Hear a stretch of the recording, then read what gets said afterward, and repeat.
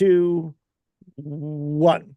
Your real estate voice with Barb Schlinker, the owner of Your Home Sold Guaranteed Realty, airs every Saturday from 11 to, oh gosh, dang it. Why don't I? I'm sorry, Barb.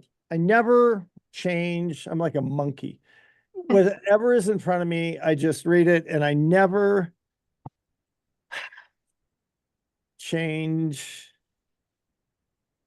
the script. All right. Here we go again. 3, 2, 1.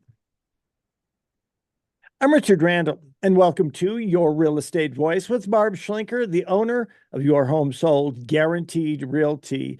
This is the weekly radio show that informs and educates you on how to buy or sell real estate, and it does it with Colorado's real estate authority, Barb Schlinker. Barb is a retired Navy veteran. Barb Schlinker is an author. Barb is a pilot, and Barb and her team enjoy all that Colorado and the Front Range have to offer. Barb, always great to be talking with you. Now, we air Your Real Estate Voice every Saturday right after Larry Kudlow. If you can't listen to the entire show, you're driving around, or just don't have time, always available on Barb's site, barbhasthebuyers.com. Or go ahead and search Barb on most of the podcast platforms like iHeartRadio. She's easy to find. So, Barb, what are we going to be talking about today? Well, it's been really interesting for me to research the market stats right now because it really depends on what area you live in. So as an example, the Colorado Springs, El Paso County area, the prices haven't really surged that much. They're relatively flat. But if you just go north of county line in Douglas County and all the Denver areas, the prices are going up pretty good, almost 8, 9%. So it's really interesting how it's different depending on where you are. So we're going to talk about whether or not the Colorado Springs real estate market's going to bounce back in 2024, particularly in this area. And then the next topic we're going to cover are the top first-time home seller questions when you sell a home in Colorado. It's kind of surprising even to me. You know, it's so easy when you're in the business doing the same, you know, that kind of work all the time, that it's sometimes it's hard to zoom out and think about, okay, they've never done this before. I got to start with the basics. And I was on an appointment with my brother and he goes, Barb, wait, let's talk about this. So we're going to go over those first time home seller questions that should be asked and why we cover them. And then the third topic is something that comes up a lot lately, is about purchasing or selling a home with a homeowners association. So not all homes have a homeowners association. However, the ones that do, there are obligations for the seller to disclose all kinds of information. Many times that information is not available online. And there's an obligation of the buyer to take a look at that and see if they are comfortable with the rules, they call them governing documents, about a homeowners association. And one of the things that's been happening more and more lately is not only have the property taxes gone up exponentially because all of the counties in the state went and looked back 18 months and picked the absolute tippy top flying high market date of June of 2022 to assess the property taxes. So a lot of people experience not just a small increase, but sometimes double of their property taxes. So you've got that problem. And then you pile on that insurance policies, particularly if you have an attached building and you're in a homeowners association, the insurance rates overall, even single family homes, have gone up, but especially for attached buildings because there's the threat of fire. All of a sudden they're charging a lot more for it. So we'll kind of deep dive into that. And then the very last topic is something kind of basic, and it's just sort of an educational piece about how homeownership overall beats renting over time. I know it's tough for first-time home buyers to get in the door, but I'm really impressed with the ones that are doing it. I know it's kind of a struggle. They have to have a savings, they have to manage the payments, but over time it will pay off. So we're going to talk about that. And as always, my hot new listings. Richard? Love it. Now, Barb, with the spring selling season getting started, many people wonder what is the best month to sell their home and what's going on in the market right now. Well, typically the selling season in the Colorado area is right now all the way through August, even September. That's when the sale prices tend to be the highest. But I actually wanted to verify that because, like last year, the prices went up from February through June after the Fed did that huge increase in interest rates the year before that. And everybody was expecting actually the prices to go down because the rates went up, but it didn't happen. And then we kind of saw a waggling of the average prices month to month. But the truth is, over time, any month is a good time to sell. In the summer, you have more competition. In the winter, you have less competition, and that's why the prices tend to surge up a bit, especially in the springtime. Like right now through probably May is a red hot period, is particularly for El Paso County because we have a lot of military moves going on. But I even researched that and found that military moves happen year round. There is a summer move season. There's also a winter move season. So it just really kind of depends. You have to really decide on what will make it work for you. Another impact of sales, and we are seeing a reduced amount of sales in the area as compared to the year before. And last year was the lowest on record in a while as far as the volume of sales. Interest rates have a huge impact, particularly for the first-time home buyers on their ability to afford the payment, but rents are high too. So they have to make a decision. Are they going to give up their money to somebody else's mortgage payment, or are they going to do it for their own? And actually, last year, there wasn't a huge correlation between interest rates and closings, which is surprising. But what we did see in last October, when the rates went over 8%, we saw kind of a rapid cool down of the market. That was my experience anyway. So what the rates are doing as of this morning, 30-year fix came down a little bit. It's at 6.87% for conventional. For VA, you can get a little bit less, 6.4%. And if you have some sort of extra cash resource, you can actually buy the interest rate down and get a lower payment. So when you are thinking of buying a home, it's always a good idea to have some extra cash available to deal with these things, not just your down payment, but plan on, okay, I'm going to buy the interest rate down a little bit. I need to have 1 to 2% of my loan closing cost. And there are some agents that will be out there telling buyers, oh, don't worry, we'll get the seller to pay it. Well, that's not always the case. I have to tell a story, Richard. I actually had a negotiations recently where the agent called and said, oh, my buyer loves the house. They're going to bring a full price offer, but they might ask for closing costs. And I thought, okay, great. And so by the time I got the offer a few hours later, do you think it was full price, Richard? Why do I have my doubts? Yeah, it was 30,000 below asking price, and they asked for 10,000 in closing cost. So I sat down with the seller, and the seller's like, this is just a no. We're not even going to counter. And I gave them all the option. I said, you could counter on what you will accept. And they're like, no. And I said, that's fine. It's your decision. Then I go back to the agent. I sent a nice email. Hey, thank you for your offer.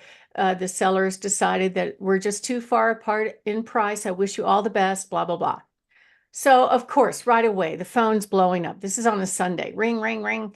Oh my God, oh my God. She goes, work with me here. Give me a number. What will they take? Now, and I know I cannot disclose if the seller's willing to accept less. That's like hard coded into our agreements. Did you know that, Richard? I did not, but knowing that you always look at this as a fiduciary relationship, which is as serious as it gets, your loyalty is to your client, not to somebody else. Yeah. So the conversation kind of got worse as it went on. She goes, well, how come they wouldn't counter? And I said, that's what they decided to do. I did sit down with them. I presented it, and that their answer is no. And she goes, well, that's not how real estate works. You're supposed to send me a counter proposal. That's negotiating. So she's given me schooling on negotiating. And that I actually thought it was funny. I wasn't offended by it, but it was just really humorous to me. And I explained to her, I said, I appreciate it, but at the end of the day, the seller tells me what they want to do. They are the decision maker, and that's the decision that they made. And she's like, well, I don't want to come back again and again and again and write all these offers, which, by the way, it takes 10 minutes to write an offer. It's not difficult. It's less than 2 minutes to copy over and change the price. It's not difficult. So I don't know why it would just really bother her to do that to get her buyer the house, but I wasn't asking her to do that. It was just that we were too far apart in what she presented. And when I asked her, I said, hey, our asking price is 700. You said it was going to be full price, and you came in at, it was 699. You came at 669. Is that a typo? She goes, no, that was another house. And so My God. my immediate thought was, this agent's, because she did tell me she'd been out there showing multiple properties to this buyer. Perhaps this agent was doing what I call shotgunning offers, where we'll do an offer here and an offer there, and which one ever gives us the best deal, we'll just go with that, right? And if I were the seller, I wouldn't take my house off the market for somebody doing that. So when I got her on the phone, I confronted her with that. She goes, oh no, this is the only offer we wrote. And I'm like, well, you told me it was going to be full price, and it wasn't. And she goes, oh, the buyer thought the price was reduced. And I'm like, no, just, I don't know what she was thinking. But anyway, it was kind of funny. And then she tried to pull the broker card on me. Well, I've been a broker. I'm a broker. And she tried to pull out the experience card to try to intimidate me, to try to get information from me. And I'm like, oh, really? You're not really going there, are you? Come on. So I gave her some of my credentials and said, look, at the end of the day, you don't write my job description. The seller does. This is their response. If your buyer's still interested, great, have them bring another offer. And they did. And then we got it under contract. But it was just so funny how this agent was trying to tell me what for about how to negotiate. I got a big kick out of it. Barb, I don't want to, get off track here, but it sounds to me like somebody just thinks, boom, a client, and then all of a sudden they get their commission. You work for your commission, and you work really, really hard. Well, I work for someone else. I work for the seller, right? And so it's their decision. I cannot sign on the dotted line for them. They're the ones making the call about whether or not they're going to accept an offer or not. And sometimes I've had some sellers accept an offer lower than what I thought they should accept. But if that's what they want to do, that's what they want to do, right? I am not the one that makes that call. I can give them a good idea on what the market is doing, but I certainly can't decide for them. And I think that some agents kind of think it's okay, to do that. But at the end of the day, I think there's a really big void of training in the industry on things like negotiation. And in fact, in that case, by basically rejecting that offer, it was a form of negotiation. It made them want it more, in my view. What do you think? I would think so. And I'm just a layperson. You've had a couple of decades of experience. I would trust you absolutely. That's why I recommend you, Barb. Well, anyway, that's what we do. We help sellers and buyers, but I can sit down with anybody that's interested in making a move and go over the whole process with them, and they will get good information about where to go from there. And that's what I like to pride myself on, is making sure that they fully understand what's going on and they make the call, and that's okay. And that's the way I like to do it. And that way there's no surprises, because it's hard enough to do this. It's not like you're selling a car or something. It's quite a process. A lot of the buyers do have all these, what I call off ramps or ability to bail out, yet the seller's property is tied up for that entire time. So it really is important that when you're sitting down with the seller, whether it's an offer or even at the first meeting, we're talking about what are all the landmines that could get in the way of getting them to the finish line? And we talk about that every step of the way. My name is Barb Schlinker. I'm the broker owner of Your Home Sold Guaranteed Realty. I've been here in the real estate business since 1996, and I'm the host of this show, Your Real Estate Voice. What we're talking about right now is the real estate market and whether or not it's going to bounce back. And then the next thing I want to talk about just for a few minutes is really, well, wait, I'm going to stop because I'm talking too much. We should probably just wrap it up right here. What do you think?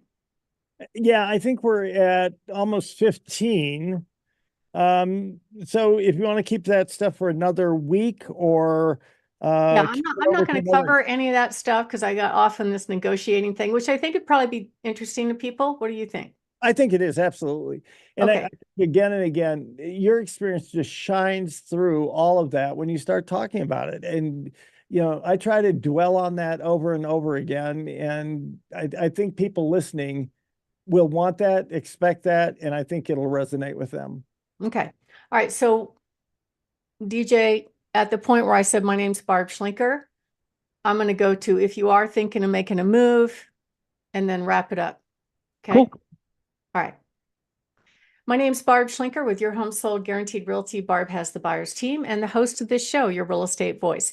If you are thinking of making a move and you'd like to get a free in-home consultation on what to do, what not to do to get your house ready for sale, we'll give you a really good idea what your home will sell for and how much you'll put in your pocket when it sells. Plus, we'll show you all the buyers that we could present your home to, including our exclusive buyers in waiting, our buyers on Zillow and Realtor.com, our citywide buyer agent network buyers, our cash buyers, and include all of our great programs. Give us a call at 719-301-3900 or go to barbhasthebuyers.com. Richard?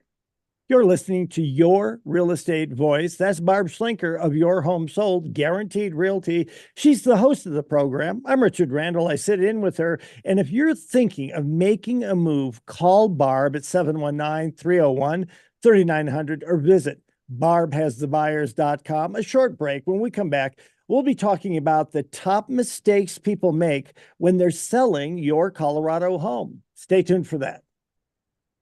Actually, that turned out to be a pretty good transition. Yeah, that was fun for me. I went totally off script, but yeah. I'm serious. You do very good going off script. That's not an easy thing to do. I'm running the men's room real quick. That's Okay. easier for me to do.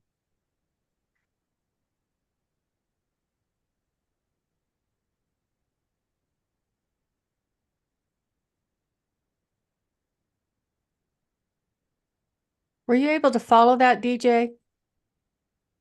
Absolutely. Okay, I just want to make sure I'm not. I always get worried about talking too much about inside baseball, you know? Know what I'm saying? No, I think that's part of the reason why people listen is so they can take a glimpse behind the curtain. Yeah.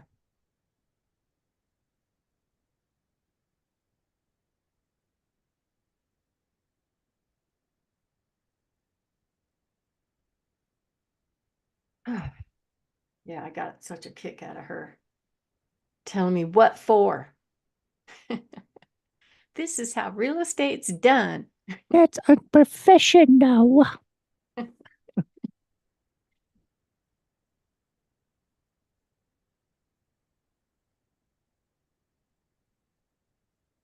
Well, there was no way I would have been able to do the show last week. We sat in traffic from probably 9 until at least 11:30 before we even got off the highway. And it was some spectacular truck crash, you know. So,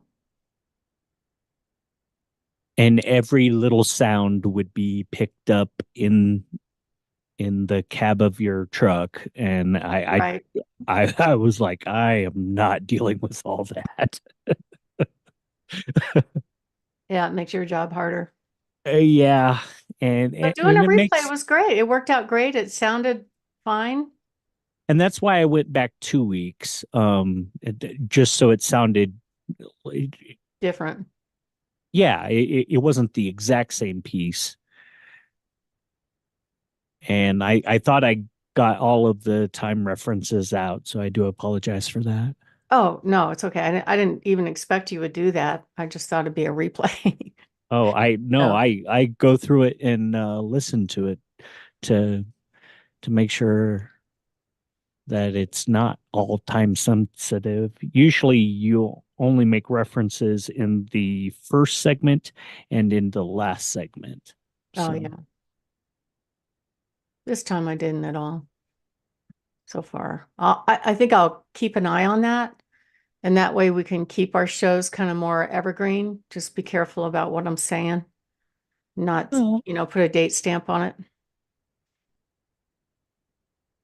well, it's not like we go back and grab any very often, you know? Right. So it's not something that we really have to watch all that closely unless you're planning on taking quite a bit of time off, and then by all means. Yeah, we'll have, you know, I'm not going anywhere extraordinary for a while, but someday I'd like to go overseas again. I'd love to go back to Europe. I don't know why I I'm possessed I by the whole royal thing. I wonder if it's still the same as when I was over there. I haven't been overseas since about 92. Yeah. We went to Cancun a couple of years for a conference. And then this year, I don't know why they just stopped doing conferences, which is okay. I'm kind of done doing all that. I But guess I did go to Mexico back in 2008. it's a little risky. Yeah. I mean, they got guys walking down the beach with machine guns in Cancun, supposedly to protect the tourist, but Recently? yeah, last February I was there. Jeez. I've Yeah. got one friend who lives in Baja, or on that peninsula. He's got a resort. Sends me the most beautiful photographs. It's a wonderful resort, but he also says, "You know what? If you're here, stay stay here. You really have no reason to go into town, and you are much safer here than you are going into town." I mean, I just feel like the world's out of control sometimes. Yeah. I mean, when I lived in San Diego, my mom and I used to she loves bargaining. She used to love that. And so I'd get my Now little, we know where you got it. Go ahead. yeah, I'd get my little bug and we go down there, have a margarita or two and just wander around. And she liked negotiating. She didn't care about the stuff. It was fun. I try We to had sit. my little bug reupholstered while we were down there one time. But I wouldn't go down there today. No way. I have to say that I keep telling people, because they'll say, well, I live here, I live here, I work here, I work here. I'm like, do you think criminals don't understand that that might be more lucrative, or this might be easier, or that might be more lucrative? I mean, they're pretty smart. They get to figure out, well, I don't see any cameras anywhere. I mean, I don't know. I hate where the world's at these days, I guess. All Yeah, right. I, on the other hand, do have a new script. I'm all set to go. How about you, Barb? I'm ready. I'll count us down in 3, 2, 1. I'm Richard Randall. Welcome back to Your Real Estate Voice with Barb Schlinker. She's the host of the program, and this is the weekly radio show that informs and educates you on how to buy or sell real estate. It does it with Barb Schlinker, the owner of Your Home Sold, Guaranteed Realty. Barb, most homeowners don't sell homes very often. Some never have a. Let me do that all again. 3, 2, 1. Barb, most homeowners don't sell homes very often. In fact, some never have sold a home before. What are the typical questions that you get from home sellers about selling their homes? Well, Richard, the first caveat when selling a home is it depends on where you are. So you might have sold a home in another state, but every state has different laws about properties and different rules about how the process works. So I think it's really important, especially if it's the first time or even second time that you sold a home, to sit down and be real comfortable with the process. We actually built out systems to give the clients more information. I actually created a series of videos. So as we go along in the contract process, they get videos, okay, because they're not going to remember what I said, most of what I said on the first meeting, because it's too much information. So I created a series of different videos that go out at different times that kind of cover, okay, we're on the market. This is what you can expect. Or we're getting ready to go on the market. This is what we can expect. Okay, now you're starting to show. This is what you can expect. I have fun with that because sometimes, I tell them up front, look, not every agent will sit down with a buyer and ask them what they are looking for. And the state does not even require the agent to verify that the buyer has the ability to buy a home, even after they write a contract. Can you believe that, Richard? That is amazing to me. I learned more things from you that I had no idea about that. Right. So, the seller, of course, is getting an appointment to show their home, and their assumption is that, oh, this buyer loves this home. They want to see this home. It's the kind of home that they're looking for. But actually, that may not be true. I just yesterday, I got feedback from a showing on my beautiful ranch that has gorgeous views, but it's priced over $1 million, that the buyer was actually looking for a 2-story. Okay, why are you looking at a ranch? Did they not even ask the buyer that question? So it's a waste of everybody's time, and it's disappointing to the seller because they are assuming that every agent actually carefully finds out from the buyer what their needs are. But the truth is, a lot of these buyers will somehow get connected with a random real estate agent online, right? And the very first question is, hey, is that home available? And the agent goes, let me check. So they look it up, on the keyboard, they check it out, and they're like, oh, yeah, when would you like to see it? So many times, the very first meeting of the agent and the buyer is at the house. They don't know what kind of house they're looking for. They don't know if they can buy a couch on Craigslist, or let alone their home, right? They're just doing it, what I call Pop-Tart agents, at the hope that maybe this buyer likes the home and maybe they'll buy this home or maybe they'll buy some other home, right? It's a way of making a connection for sales. So that happens all too often. And we have a lot of problems with showing. So part of what these series of videos do is they kind of deep dive into what you can expect, because I'm the one that gets the darts thrown at me when other agents make mistakes like leave doors unlocked, leave lights on, use the restroom and don't flush. Things like that happen all the time. So I have to let them know in advance, hey, this could happen. Don't be surprised, right? And it does happen. So that way, it's unprofessional. I know when those kind of things take place, but at least they know it's coming and it's not a big surprise. But they're not going to be thinking about that when they're getting their house ready for sale. They're going to be thinking about that when it's time to show. And so that's why I put together this series of videos for my clients, and they get them every step of the way. And that helps with some of the questions.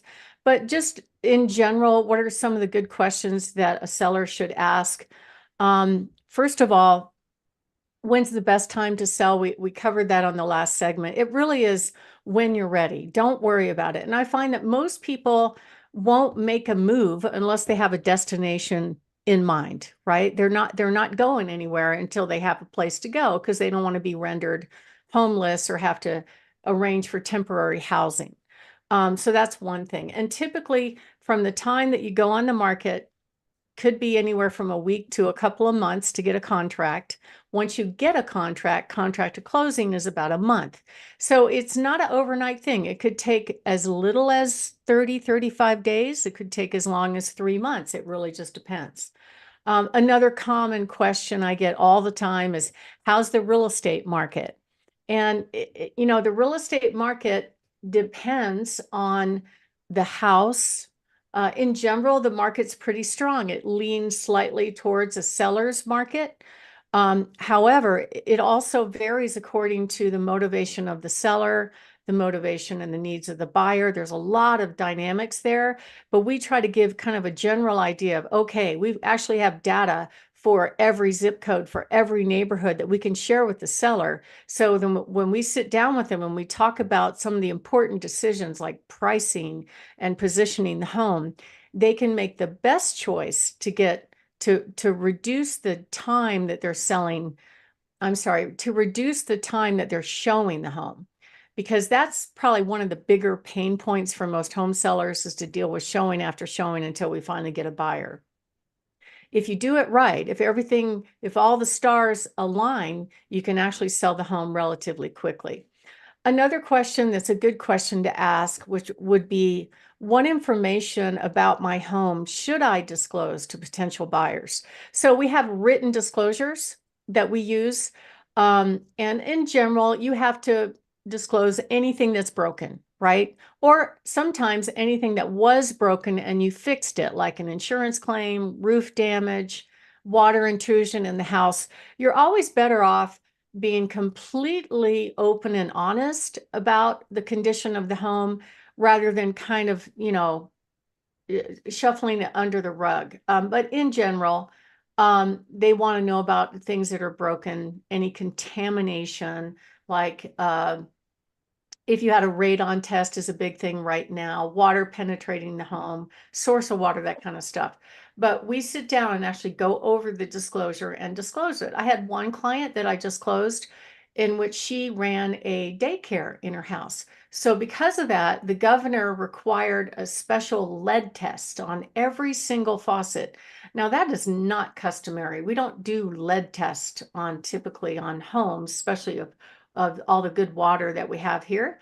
However, he wanted to disclose it, which I think was a really good idea. The buyer's like, okay, do I need to care about this? And everything was resolved, but he still wanted them to have all the information. It's always good to disclose things like if you've updated anything, like, when I go in and show a house, I'm taking a look at those things. What's the condition of the windows? How old is the furnace? How old is the hot water heater? Those kind of things typically are expenses that the buyer may have to update later. So if you have improved those things, it's really good information for the buyer to know about it. Gives them a warm fuzzy that they made the right decision buying your home versus going out and buying a brand new house that has everything new. So anything that you've improved, appliances, electrical, I also like to disclose anything that's not obvious. Some not obvious things would be like if you upgraded the insulation, they're not going to be able to see the insulation when they look at the home. That kind of stuff is just good to know.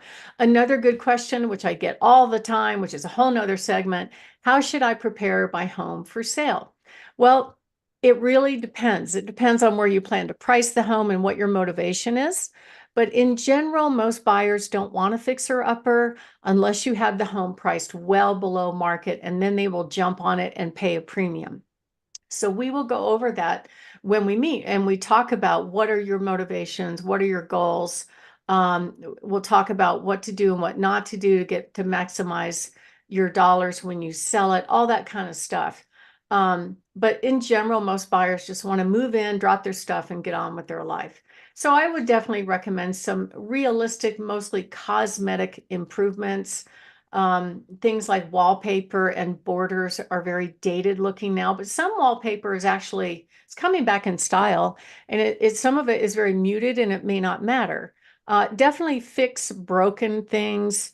And we help you get ready for pictures. We don't normally photograph the inside of closets or the inside of garages. So that's kind of your happy space to store stuff, but we'll go over all of that. And that's part of our service. So if you are thinking of making a move and you'd like to get a free in-home consultation on what to do and what not to do to get your house ready for sale, we'll give you a good idea what your home will sell for, go over all the closing costs, and also share with you all the buyers that we could present your home to, including our buyers in waiting, buyers on Zillow and Realtor, citywide buyer agent network buyers, and our cash buyers, and all of our programs. It's a free service and you're never obligated to sell. So if you are thinking of that, Call us at 719-301-3900 or go to barbhasthebuyers.com. My name is Barb Schlinker. I'm the host of this show, Your Real Estate Voice. We're talking about the top questions a first-time home seller should be asking, or really any home seller.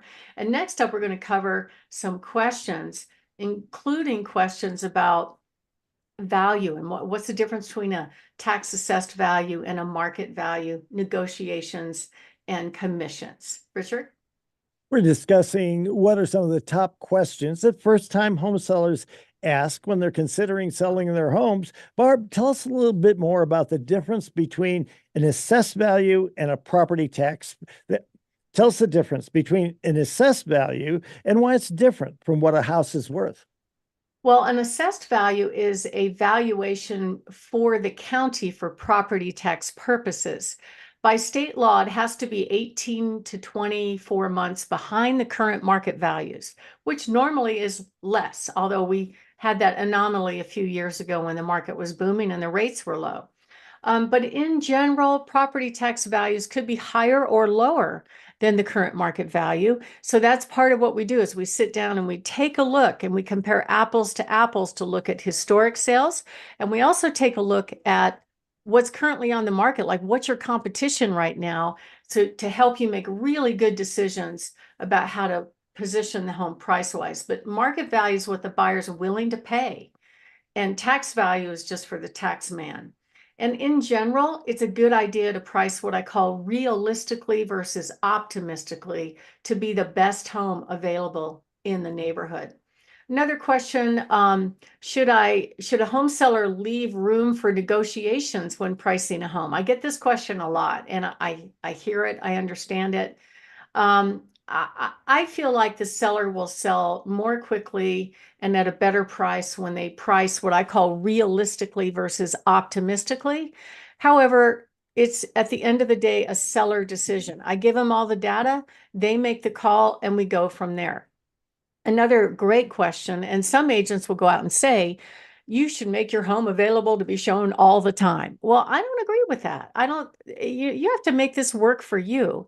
There are people that are living in the home while they're selling it. They've got kids and dogs and cats and normal lives. And a lot of people now are working from home, and they can't just stop their work and get up and deal with the showing. So what I recommend is that you make the schedule work for you. Most agents are going to reschedule and come back if the buyer really, really wants it.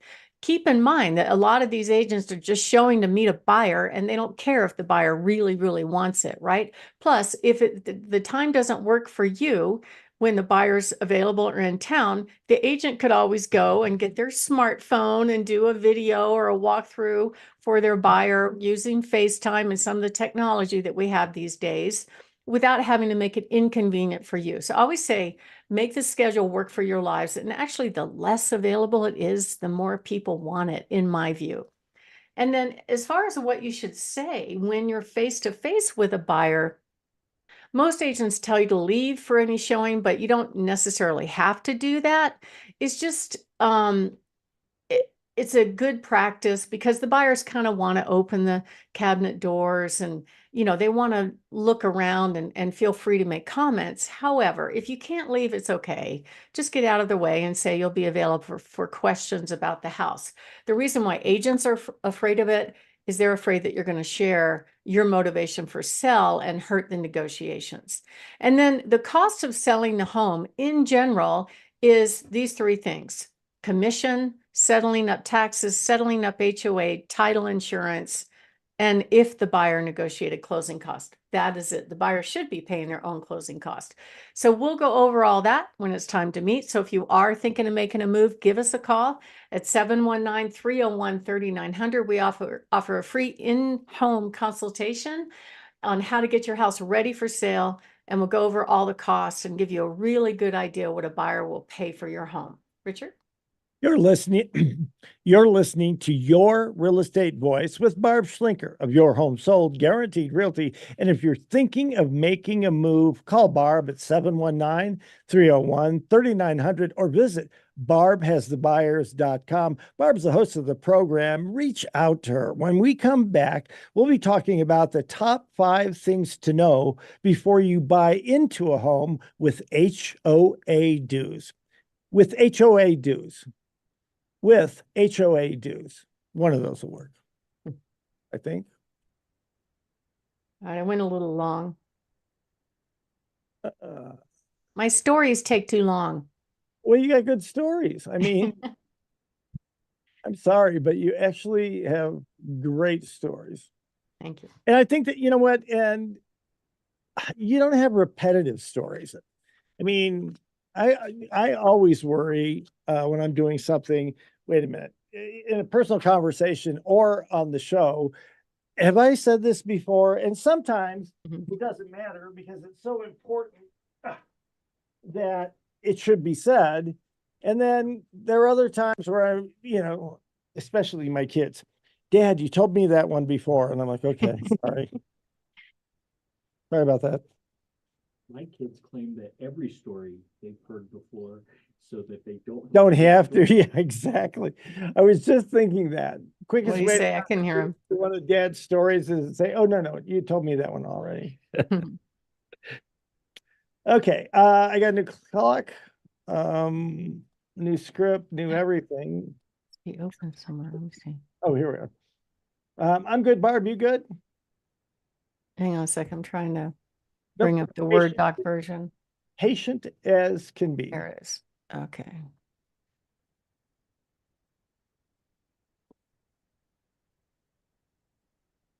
All right. I got it the way I want it. All right, here we go. Count us down in 3, 2, 1. I'm Richard Randall, and welcome. 3, 2, 1.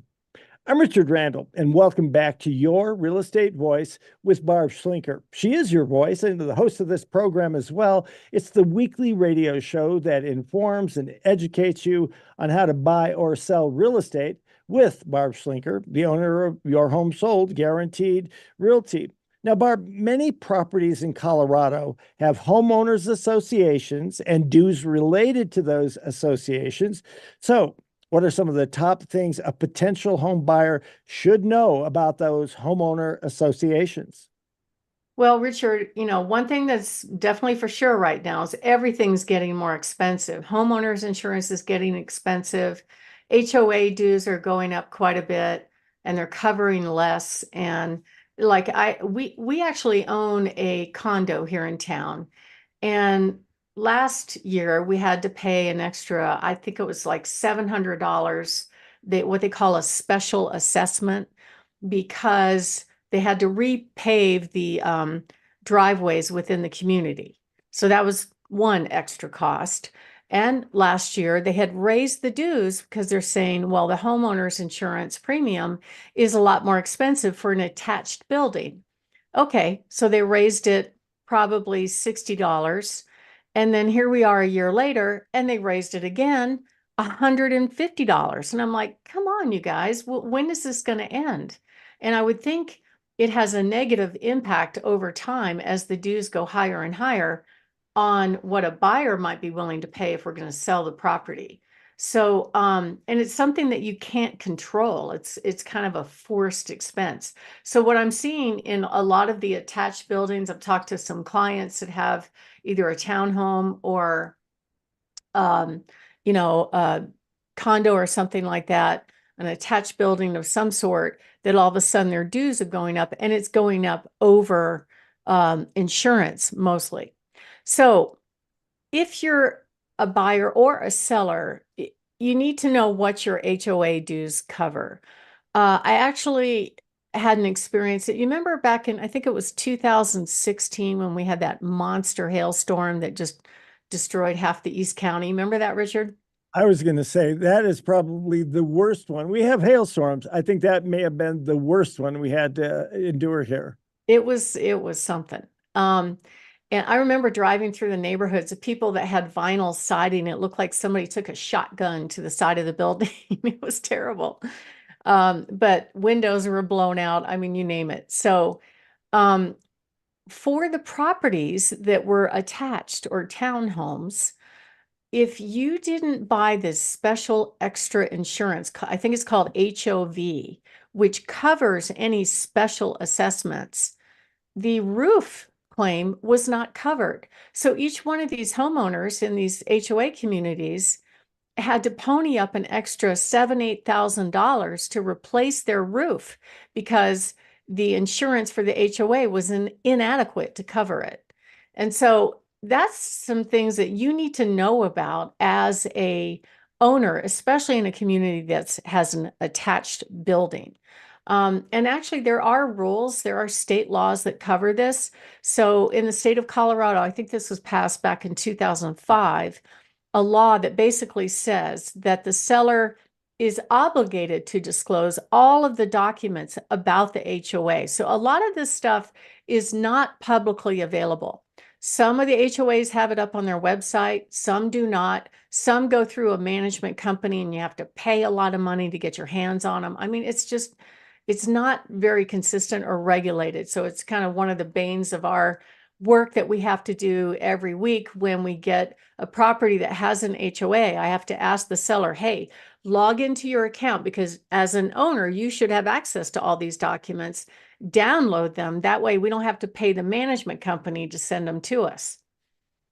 But the things that are required to be disclosed, which are the covenants. Now, the covenants or the rules of the neighborhood are recorded, so we can get that from the title company.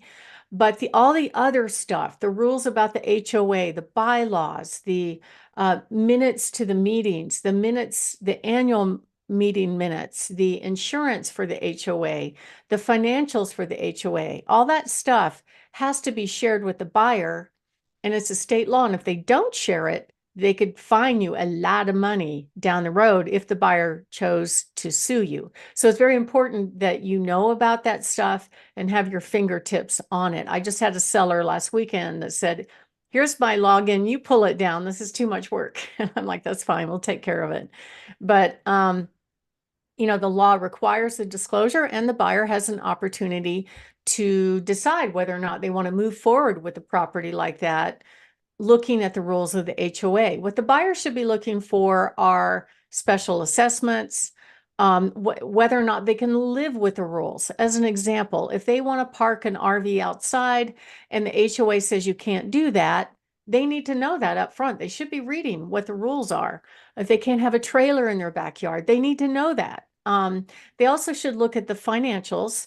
There have been some homeowners associations that had an obligation with the way they structured the HOA to maintain the outside of these properties, like the siding and the windows and the roof. They have to have a lot of reserve money in case there's a hail disaster to do that. So you need to look at that and make sure that they have enough reserves. We had a buyer walk away from a closing a couple years back because they had underfunded what they were supposed to be setting aside for this attached building. And it turned out it was a lot more money than the buyer expected. So they bailed on the house. So that's what you're looking for, and whether or not the HOA is in a lawsuit, which is kind of uncommon, actually.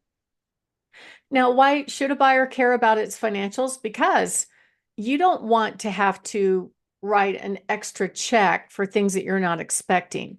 Every owner is going to have their own version of homeowners insurance for casualty.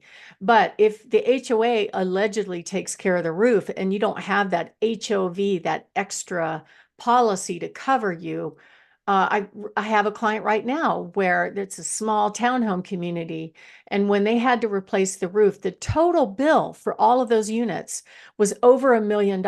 And the owners in that community that didn't have that extra insurance had to write checks or get liens for over $11,000 to replace their roof. Well, you know how many times we have hail damage here, Richard. Nobody wants to do that on an annual basis. What do you think? I agree with you 100%. I mean, hail is not uncommon. It's absolutely common. It's just a question of when and how bad it's going to be and whether it hits your part of town. Exactly. And it's good if you're a seller to disclose that kind of stuff for sure, and make sure that they're fully aware. Like, let's say the HOA proposed that they're going to raise the dues, but it hasn't happened yet. You should disclose that because it's going to be somewhere in the meeting minutes. it's always good for buyers to be able to purchase a property and have all the information at their fingertips before they close on the house. Otherwise, you just don't want a contest down the road. And so some other things that are really important to look at are, you know, what does it cover? Little things like that. Does it cover trash removal, snow removal? What are my obligations? Like when we bought that condo, there are 2 decks in the back of the condo. The HOA maintains the upper one, but I had to replace the lower one. So, you know, just weird things like that that you should be aware of. The HOAs don't maintain the fences, like the front sidewalks. As an 80s condo, we're getting all wonky and cracking and stuff, and it became a trip hazard. And so I asked the HOA, hey, are you going to fix this, or am I going to have to bring in somebody to fix it? Because I don't want a tenant to fall down and, you know, hurt something. Anyway. So all that stuff you should be looking into. My name is Barb Schlinker. I am the broker owner of Your Home Sold Guaranteed Realty. Barb has the buyers, and the host of this show, Your Real Estate Voice. And every week we talk about all different topics regarding real estate. Right now we're talking about the questions a buyer and a seller should know about owning a property within HOA. And next up, what we're going to talk about is some other information that you should do as a seller when you're getting ready to sell your home that has an HOA. So if you are thinking of making a move, we offer a free in-home consultation where I can show you what to do, what not to do to get your house ready for sale so that you get top dollar. Give you a really good idea what your home will sell for, the price range, give you a good idea how much you'll put in your pocket after all expenses. And then, of course, I'm going to show you all of the buyers that we can present your home to, including our exclusive buyers in waiting. We've got over 27,820 some buyers just on my little website. The buyers on Zillow, the buyers on Realtor.com, how we attract them. How do we attract the buyers associated with our citywide buyer agent network? And we talk about our guaranteed sale program and our worry-free move-up program. So if you are interested in that, give us a call, 719-301-3900, or go to barbhasthebuyers.com. Richard? Barb, we're talking about the top questions that buyers and sellers should ask when they're considering selling their homes in an HOA. What are some other things that sellers can do to make sure that they reach their goals? Give us some more tips about homes within an HOA. Well, first of all, I would talk to your insurance company about what kind of insurance you have on, especially an attached building. Do you have that extra coverage that will cover you in case you have what they call a catastrophic issue like a hail, wind, fire, that kind of stuff? So make sure you really look into that. A lot of people don't pay a lot of attention to what their insurance covers. Sometimes it's not that much more expensive just to get that extra added thing in case you get a hailstorm that trashes all the roofs. At the very least, you know, you're going to be covered. And I've seen it happen. I mean, I remember it was back in, I think it was 2015. There was a hailstorm right near my office, and I was inside Whole Foods across the street. And I had a newer car, so I came out, and it was at the end of May, and there was 6 inches of hail on my vehicle. You couldn't even walk outside. It hurt so bad. I had to wait inside until the storm was over, and it thrashed a lot of buildings around here. In fact, my title company used to work not too far from there. She was up on the 3rd floor, and the hail was so heavy, it actually collapsed the ceiling while they're working in the office. They're like, okay, we're out of here. So you want to know what your HOA covers, and then make sure that you're disclosing everything. So there are some management companies that will charge a ridiculous fee to get the HOA documents that you need to share to your buyer. For a fee like $400 or something like that. And oh, by the way, it says in the contract, maybe they'll put a deadline of when you can get them the HOA documents. But if you get it late, then they've got another 10 days to look at it. So you really don't want your deal in doubt all the way until the end of the transaction. So it's good to get that done up front. And most people have their own login to their HOA. They should be able to download all of the documents that you need at no cost because you own in there. So make sure you do that in advance and get that ready. And I can give you a checklist of everything that you need to have. And just pay attention to what's going on with people raising dues and why they're doing it. Another thing that's relatively new that they changed about HOA laws is metropolitan districts kind of fall under the HOA rules as far as disclosure because it is a mandatory monthly fee. They don't have the same ability to actually lien your house, I think, except that what happens is like if the water bill doesn't get paid, like places like Peyton and I think Banning Lewis Ranch, there are some payments that are required. And if you don't pay it, they send that bill over to the county and they assess it as a tax. So it will be paid out of closing one way or another. So we have to disclose those now because they could become a lien. And that's why we let everybody know what's going on with that. And then if you are selling in a community that has an HOA, just be prepared. I mean, some of these HOAs, if you ask them to send you the documents, if you want them quickly, they will charge a $250 rush fee, which is ridiculous if you want them in less than 3 weeks. So you can get it yourself because you are an owner in a HOA, and we help people do that as the part of our process. Just because we want to make the process go well for them and do everything on time. Also, don't be surprised at the closing table if they ask you to pay for swapping the HOA information from you to the buyer. There's some extraordinary fees that can happen. So if the agent doesn't really understand what's in paragraph 15, that can be a gotcha. Things like most HOAs charge what they call a HOA transfer fee, but there are some that also charge a fee to transfer from you to the buyer, another $400. So you got to watch for that and make sure that your agent's carefully reading the contract and protecting you in the process. There's also all kinds of fees that the HOAs could charge. Make sure you're aware of them and make sure you disclose them. And that's part of what we do for our clients. So if you are thinking of making a move, give us a call, 719-301-3900. We love sitting down with home sellers and helping them get all the information so they can make the best decisions when selling their homes. Richard?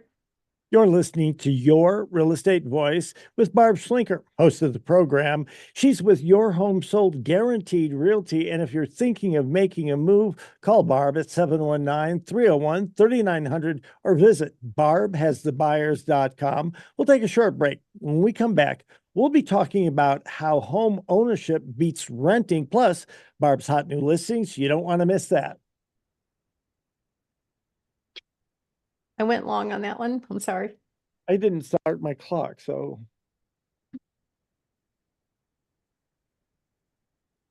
I haven't covered that one yet that I recall, not in a while.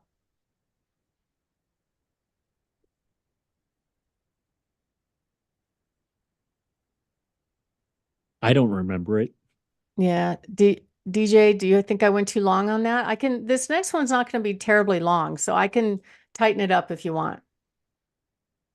Not required. All right. You're amazing. I don't know how you do it.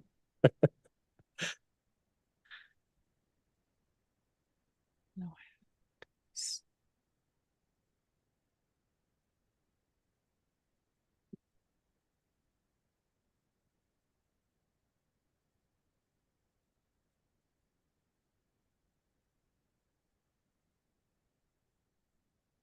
Okay, this time I will remember to start my clock. If you must. I know, right?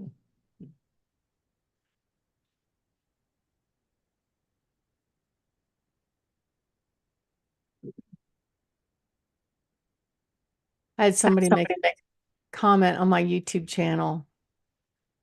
They said, good information. I think it's underrated. Well, there you go. I think that's a compliment, kind of a backhanded compliment. Yeah. Show is underrated. I'm like, okay. I think that's positive. I don't know. I think it's positive.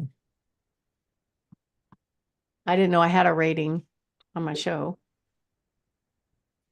Nobody else is doing what I'm doing. Boy, and if somebody is trying to do anything similar, they're just copying you. So It's flattering. it is flattering. I pointed out, though, from time to time during live reads, some people are new to town. They just try to copy others who've been successful here, blah, blah, blah. Or attack them. That's what most of the agents do. right? Yeah. Okay, I've got a clock. I am ready to go. David, you good? David's good. Barb, you good? I'm good. You look good. Three, two, one. I'm Richard Randall. Welcome back to Your Real Estate Voice with the host, Barb Schlinker, the weekly radio show that informs and educates you on how to buy or sell real estate with Barb Schlinker, the owner of Your Home Sold Guaranteed Realty. Now, we're back with Barb, and Barb, with the rates heading higher, it's getting tougher first-time home buyers, especially to purchase a home. Why would it be more beneficial for someone to buy a home versus renting, even if this higher rate and higher price environment? Well, Richard, I think that, a lot of people will put a lot of thought into it and they have to make decisions about housing. They're going to have to pay for housing anyway. So there's a lot that goes into it. Like, how long are you going to be in that home? Right now, I'd say the average homeowner keeps a home at least 10 years, sometimes longer. And but if you're like military, you're going to be in and out in 2 years. 2 years ago when the market was booming, you could make a profit selling a home in less than a year. Not so much now. So you have to be really careful about your planning on buying a home. But according to the National Association of Realtors, the net worth of homeowners is about 40 times higher than those who rent. Because you think about it, you're putting that house payment back into something that you own. So you have to pay for housing anyway. The balance of the loan is going down at that time, and you are building its value. Most homes over time go up in value. Now, it's just like any other investment. You can't 100% predict that, but over time, I'd say minimum 3 years is probably what I would target if you're going to be in a home for 3 years. It probably is a very good investment in this area because if you look over the long run, homes go up in value. We only really, going back to the 80s, we only had one anomaly where they dropped substantially. Well, actually, two. I take that back. The first was during what they call what they call it? The Great Recession. I think it was stupid. It was basically a mortgage meltdown because of what the government did, allowing people that couldn't afford homes to get loans. Sorry. I'm sorry. Did I say that? Should I not say that? I think it's fine. I mean, it's the truth, right? But it was the truth. People, you didn't have to qualify at the time to buy a home, right? So people were just going, oh, okay, I'll buy a house. And a lot of them weren't making payments or they couldn't make payments. They'd get a really low introductory interest rate. And then 2 years later, it would more than double. And of course, they couldn't fit that into their budget. But I think it was created by government loosey-goosey about lending. And then they took those loans and sold them as what they call, high quality mortgages on the secondary market. So that hurt the stock market. So if they call it the Great Recession, it was really caused by doing some dumb things back then, in my view. Anyway, but over time, it can be real estate can be a great investment. So I've only been able to find charts going back as far as maybe the 80s.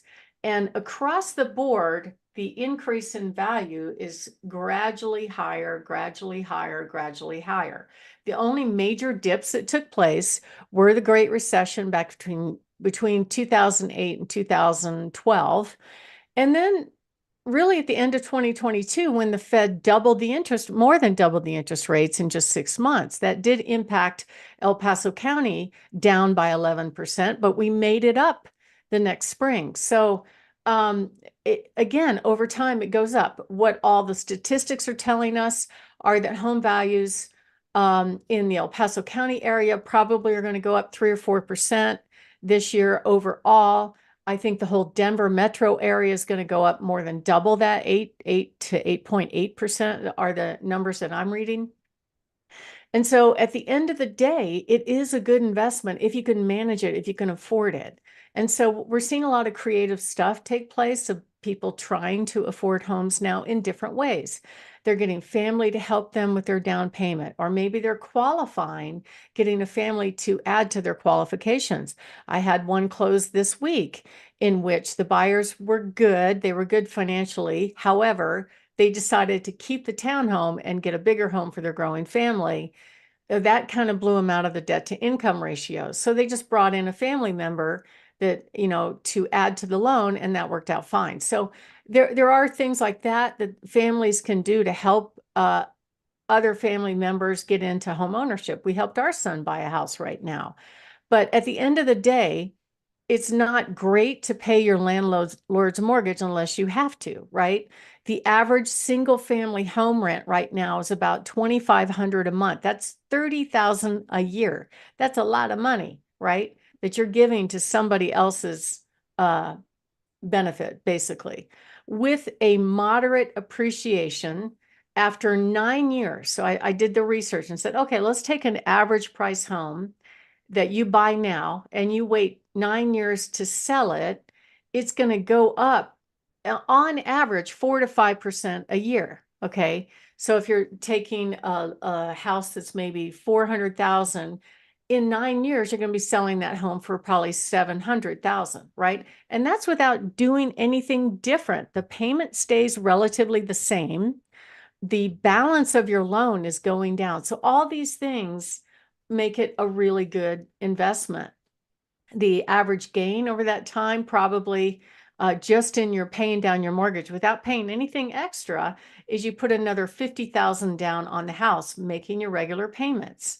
And the other thing that's kind of a not really a numerical thing that you can put to home ownership, but definitely an emotional thing, would be that you could decorate the house or change or alter the house however you want. Nobody can tell you, except for HOAs, which HOAs could tell you about the outside, but not the inside. You can make improvements that you want. You have more security. You have more stability because you're now a neighbor. You've got people living around you, that kind of thing. You wouldn't believe how many times I hear discussions about how people just love their neighbors, how their neighbors watch over their house, how they let them know if they see anything weird that's going on. I think that's really wonderful because it is being a part of a community. Landscaping is another thing that you control, not somebody else, unless there are rules about landscaping. And another kind of thing that doesn't have anything to do with finance, but there is there is an amount of pride of ownership that takes place for people that own homes. It doesn't necessarily mean you have to upgrade it or make it perfect. I've seen homes that were 40 years old that were not improved, meaning upgraded to the latest finishes, but were kept in perfect shape. I remember selling one. I call it my 70s time warp. It was built in the 1970s. She was the original owner. She didn't improve anything. There was no upgraded carpet. There was no upgraded appliances, but it was kept so clean and so neat and in such great condition. It actually looked like a brand new home, but we were just going back in time to the 1970s as far as the look and the finishes. And it sold for a premium because of that. So how you maintain a home is important. And a lot of people take a lot of pride in how they take care of their home. As far as cash flow is concerned, generally right now, it's going to take a little bit more cash to buy into a home. You can use that cash to buy down your interest rates or pay more as a down payment.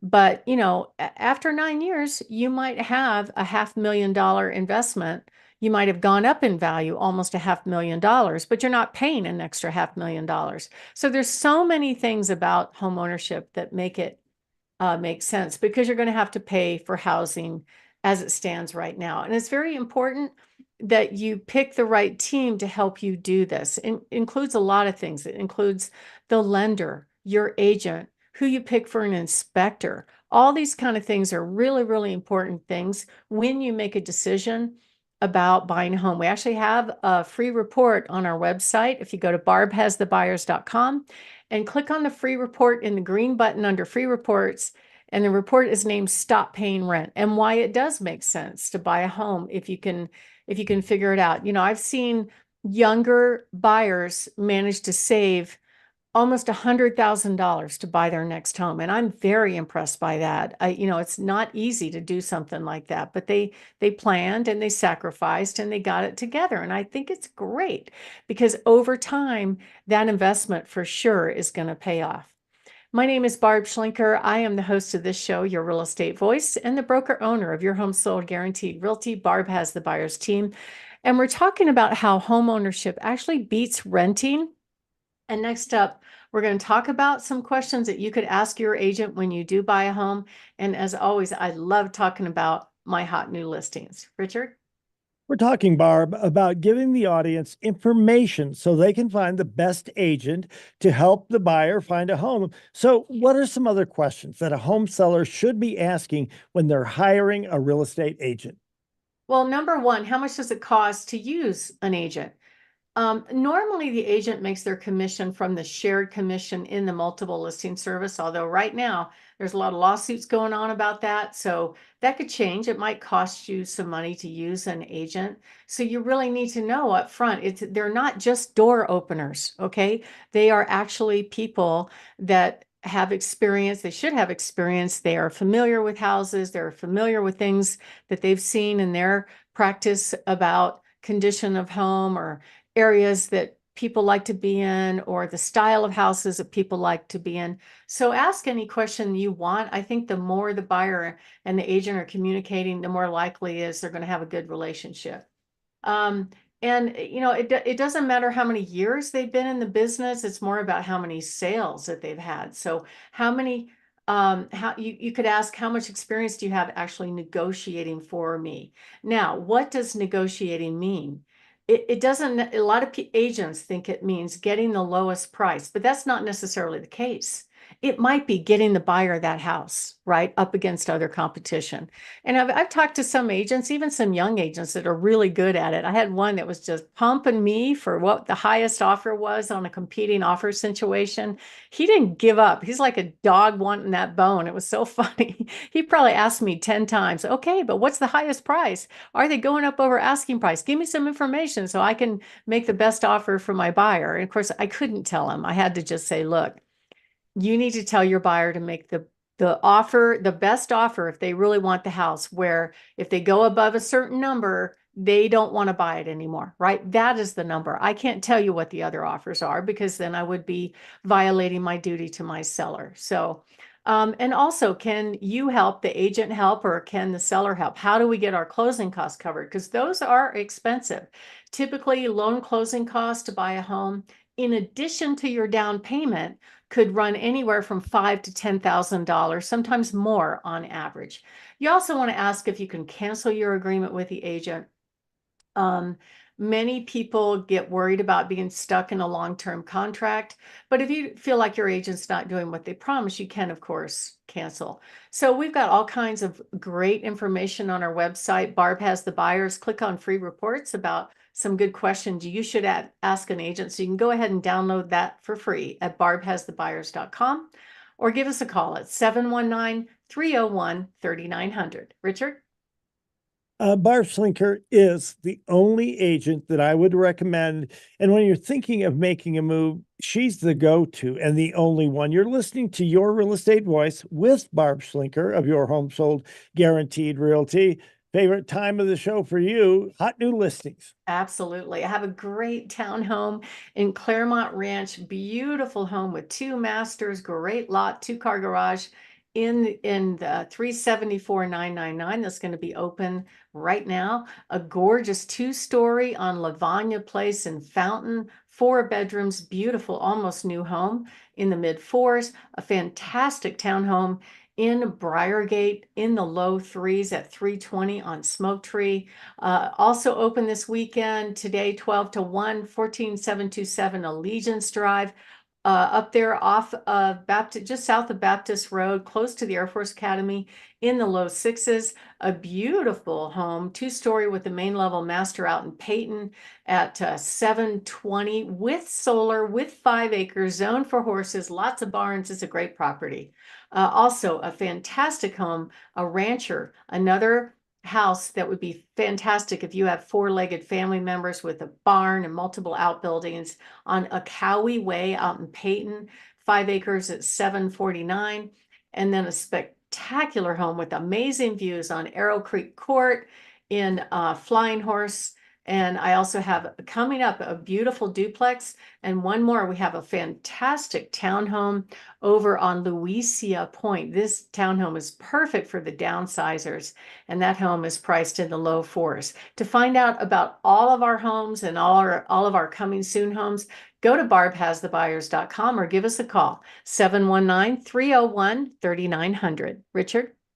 This is Your Real Estate Voice. It airs every Saturday. And if you're thinking of making a move, call Barb at 719-301-3900 or visit barbhasthebuyers.com. Remember, you can see replays of the show on Barb's YouTube channel, Barb Schlinker, or barbhasthebuyers.com will link you over to that, or listen to the podcast on all of the popular platforms like Apple Podcast, iHeartRadio, and many, many others. Thank you for listening. To reach out to Barb again, 719-301-3900. Barb, thanks for this, and look forward to talking to you next week. Thank you. Have a fabulous